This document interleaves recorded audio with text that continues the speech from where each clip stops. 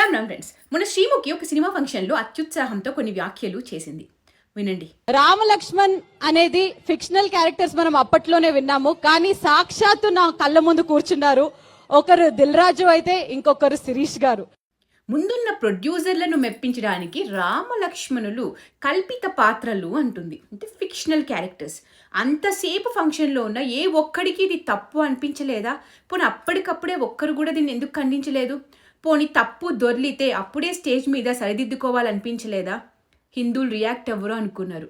హిందువులందరూ react అయ్యి తిట్టే వరకు నేను హిందువునే, ఆ శ్రీరామ భక్తురాలినే, క్షమించండి అనుకుంటూ ఒక వీడియో రిలీజ్ చేసింది. అది కూడా వినండి. రీసెంట్ టైమ్స్లో నేను హోస్ట్ చేసిన ఒక సినిమా ఈవెంట్లో పొరపాటున రామలక్ష్మణుల్ని ఫిక్షనల్ అనడం జరిగింది. నేను ఒక హిందువుని, నేను దైవ భక్తురాల్ని, అందులోనూ రాముడిని అమితంగా నమ్మేదాన్ని. కానీ నేను చేసిన ఈ పొరపాటు వల్ల చాలా మంది మనోభావాలు దెబ్బతిన్నాయి.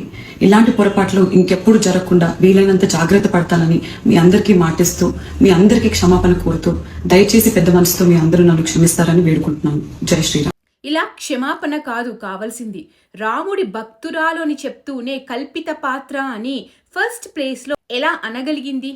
ఇది శ్రీముఖి తప్పు కాదు. చిన్నప్పటి నుండి మన మెదళ్లలో కమ్యూనిస్టులు, కాంగ్రెస్ నింపిన చెత్త. ఏమని? హిందూ మైథాలజీ అని. మొన్న ఈవిడ అన్నారు.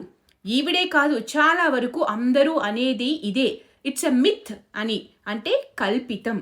మిత్ అనగా అవాస్తవం.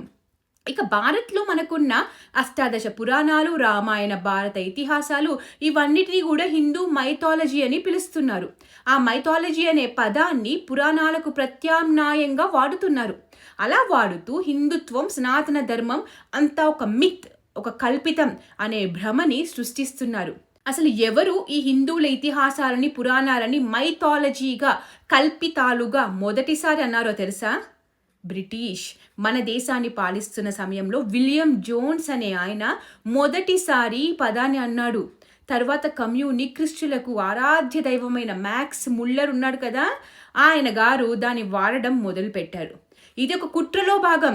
తరతరాలుగా మన మీద రుద్దబడుతున్న ఒక అజెండా. అంటే మన కథలు, మన గాథలు, మన రాముడు, మన కృష్ణుడు, మన సీతమ్మ, వీరిని కాల్పనిక పాత్రలు అని మనతోనే పిలిపిస్తున్నారు. మన వేలితో మన కన్నే పొడిపిస్తున్నారు.